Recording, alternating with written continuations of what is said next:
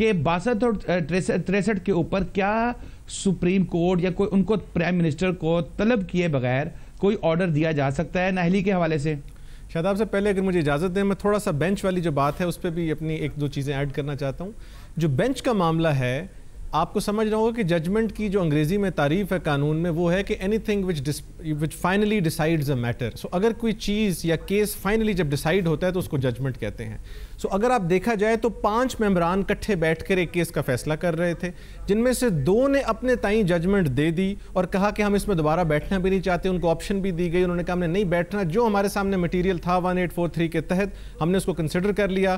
ہم جی I T کے ساتھ ڈس ایگری کرتے ہیں، لہٰذا وٹ ایور واز بیفور اس ہم نے اس کی بیسس پر ڈیسائیڈ کر دیا. 3 نے کہا کہ جی آئی ٹی جو ہے وہ بنائی جائے. جب جی آئی ٹی بن کے مٹیریل سامنے آیا تو یہ جو بیرسٹر شریار صاحب بات کر رہے ہیں کہ اور لوگوں کے بارے میں بھی بڑا انکریمنیٹنگ ایویڈنس آ گیا. مثلا اسحاق ڈار صاحب کی بات کی، مریم صاحبہ کی بات کی، حسین حسن ان کی ڈسکوالیفیکیشن کی بات ہوگی. میری جو ذاتی رائے ہے، میں اس پہ سمجھتا ہوں کہ وہ 2 ججز شاید اس ایشو پہ دوبارہ اپنی ججمنٹ نہ دینا چاہیں یا نہ کنسیڈر کرنا چاہیں. 3 ممبران جو ہیں وہ ان ایشوز پہ اپنی ججمنٹ دیں گے، اپنی جو انہوں نے جے آئی ٹی کے بعد فارم کرنا ہے اوپینین دینے کے بعد جب ججمنٹ کو اناؤنس کرنا ہوگا تو فائنلی 5 ممبر بینچ بیٹھے گا. ان 2 کی judgments as it is consider کی جائے گی. ان میں سے اگر ایک بھی ساتھ شامل ہو جاتا ہے تو 3-2. یہاں تک تو میں بالکل اگری کرتا ہوں، بٹ شاید اس مٹیریل کو لیٹ سے اگر آصف سعید کھوسہ صاحب آج ڈیسائیڈ کرنا چاہیں کہ میں اسحاق ڈار صاحب کو یا کسی اور کو اس کے بارے میں کوئی اور آبزرویشن دینا چاہیں تو اس مٹیریل کو کنسیڈر کر کے شاید وہ نہ دے سکیں، because they have finally given there verdict. تو اس حد تک تو میں سمجھتا ہوں کہ یہ بات میری ذاتی اس میں رائے یہ ہے. دوسرا آپ نے 62-63 کی بات کی.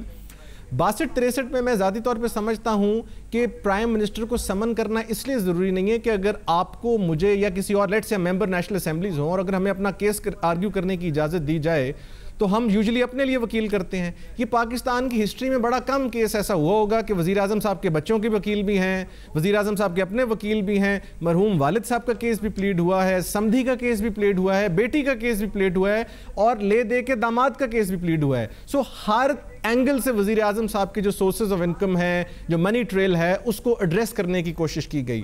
جو یہ سمن کرنے کا کانسیپٹ ہوتا ہے اس میں 2 باتیں ہوتی ہیں. ایک بات تو یہ ہوتی ہے کہ وزیر اعظم کو موقع دیا جائے کہ اگر اپنے دفاع میں کچھ کہنا ہو، وہ آلریڈی ایگزاسٹ کر چکے ہیں. دوسرا جو ہے وہ بیسکلی اس عہدے کو عزت کو احترام دیتے ہوئے ان کو سمن کر کے ان کے سامنے اناؤنس کرنا ججمنٹ ضروری ہوتی ہے. اس کے علاوہ دیر از ایبسولوٹلی نتھنگ ایلس یا کوئی لیگل ریکوائرمنٹ نہیں ہے جو وزیر اعظم صاحب نے اس دن کورٹ میں پیش ہو کر اپنی کوئی ایسی بات بتانی، بیکاز ان کے وکیل اس کو کیٹیگوریکلی کلیئر کر چکے ہیں. سو میری رائے میں ابھی بھی جج صاحب اگر اس کنکلوژن پہ آتے ہیں 62-63 میں اور جس مٹیریل پہ آتے ہیں وہ بھی آگے ڈسکس کرتے ہیں کہ وزیر اعظم صاحب کو نااہل کیا جائے تو ہو سکتا ہے ان کو سمن لیں اور سمن کر کے جس دن ججمنٹ اناؤنس کی جائے اس دن ان کو ان کے سامنے نااہل کرنے.